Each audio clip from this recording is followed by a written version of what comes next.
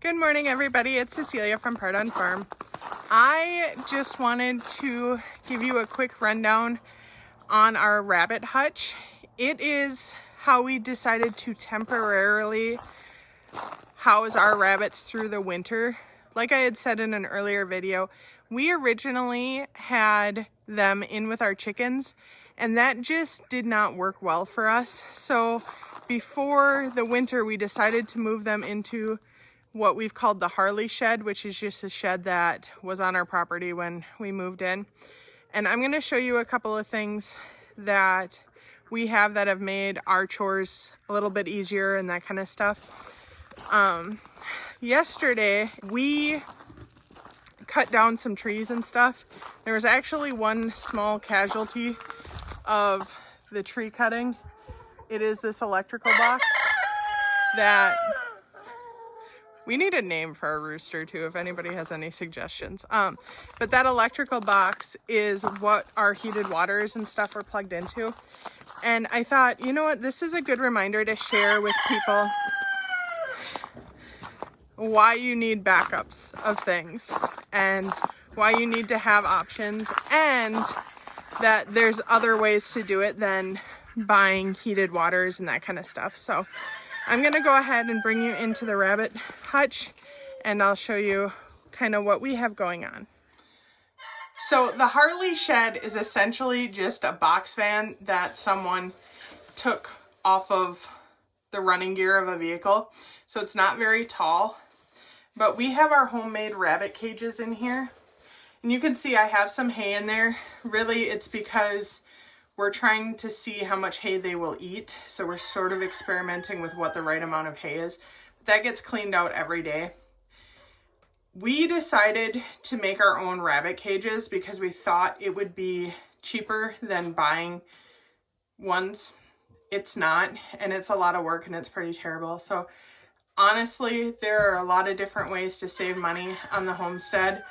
Making your own rabbit cages, not the best choice.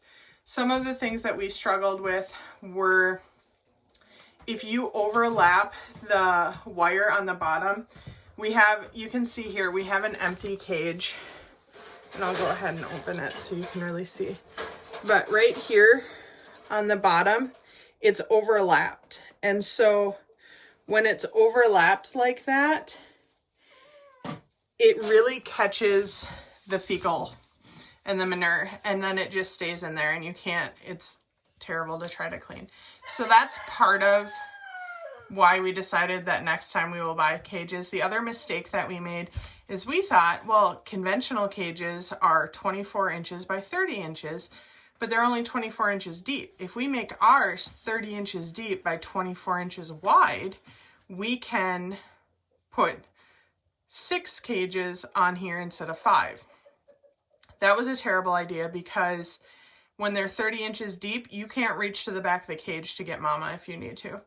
So there's a reason that people do things the way they do them. And sometimes it is just acknowledging that people know more than you do. And we very often have to learn things the hard way. But so one thing that I wanted to show you today, we do have feeders like this. We don't fill them every day in like full. We give a measured amount of feed, but it's just a convenient way to feed them without having to open the cage. But if you have like Applejack down on the end, he will not overeat, so his we can feed. But Big Mama here will eat everything you give her all the time, no matter how much. So we need to meet her a little bit, because otherwise if your rabbits get too overweight, then they actually will have trouble breeding. These are heated waters, and we got these this year. They are awesome, but they're not necessary. So we have heated waters, and in the winter we'll use them, but they are expensive. They're like $20 a piece. So it was $60 for us to get these. Hopefully they'll last through several winters, but it is a lot better than having to break water. However, because we had a casualty yesterday with our cutting experiment, we actually had to go back to what we originally had. And these rubber Crocs and they're, I don't know, 5 inches across, are a really good option for if you don't have electricity where your rabbits are. You just go out and water them in the morning. If you can, I would go out like afternoon, early afternoon, and then once at night. So, and they're easy because they're rubber and you can just break the ice out of them. If you can't get it out, I just flip it over on the ground and step on it and the ice comes right out, and then you can fill it up with water again. We have used those as our backup because like right now we have no electricity out here. So these electric waters, while they're great, froze last night because there's no electricity out here. So, and even if you have the electrical waters, don't trust them. I check the nipples every morning to make sure that they're not frozen, because if you somehow accidentally unplug it a little bit or it gets really, really cold. We had some like negative 36-degree nights this winter, and they're just not made to keep water unfrozen at those times. So it's really good to have a backup of like the rubber crock. And even if you can't afford the rubber crock, go to a thrift sale and get some used containers, or you could use like a Cool Whip container or things like that. So really, once you get the cage and stuff set up, you can make do with a lot of different things for your rabbits. But I really do recommend the heated waters. We got ours at Farm and Fleet. They have them at Tractor Supply. Our local co-ops did not have them. You might see that there's a heat lamp back here. We don't use it except for to provide light when I'm in here doing chores. It's just a convenient clip-on thing because there's no lights in this area. So I just wanted to show you a little bit about our setup and talk to you a little bit about making sure that you have backups for things. We have some of the things that hold the hay on the side of the cage, but honestly, especially like Big Mama, she will just tear it down anyway and spread it all over our cage.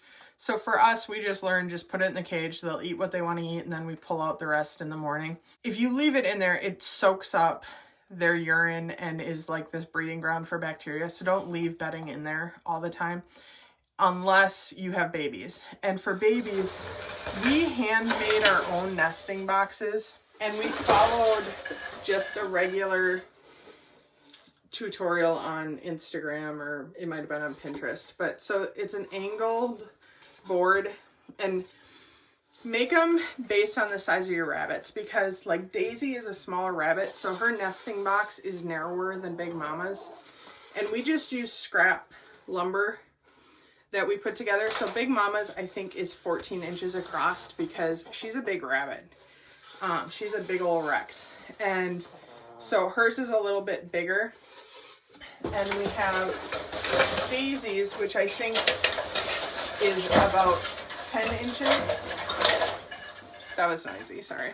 So hers is about 10 inches across. Yeah, because that's like 8. But this little perch right here gives mamas somewhere to sit to get away from their babies, because otherwise the babies are needy all the time. And it just is a really good way to contain your kits so that they're not wandering around. Last year I had a kit that somehow got out of the box and fell through the side wire on our cages, and I picked it up off the ground. I was lucky to be out there and put it back with Mama, and it was fine.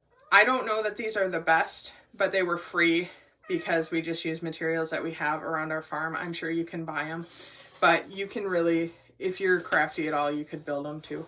And that's what we did because we had scrap lumber, and our resources are not limitless, obviously. So our goal this summer is to actually either move these cages or get new cages and set up the rabbits out by the garden so that when I weed, I can feed that directly to the rabbits. Our rabbits don't struggle so much with the cold. They struggle with the heat. And so having them somewhere that they get a lot of airflow in the summer, but they're not in the sun, is really important.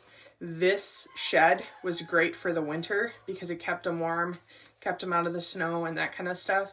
But this is not proper lodging for them for the summer. So we will this summer go ahead and build a different rabbit area, and we will show you that as well. But I just wanted to do a quick video and show you guys this, and I really appreciate everybody walking along our journey with us. I hope that you learned something. Just keep on growing. Have a great day.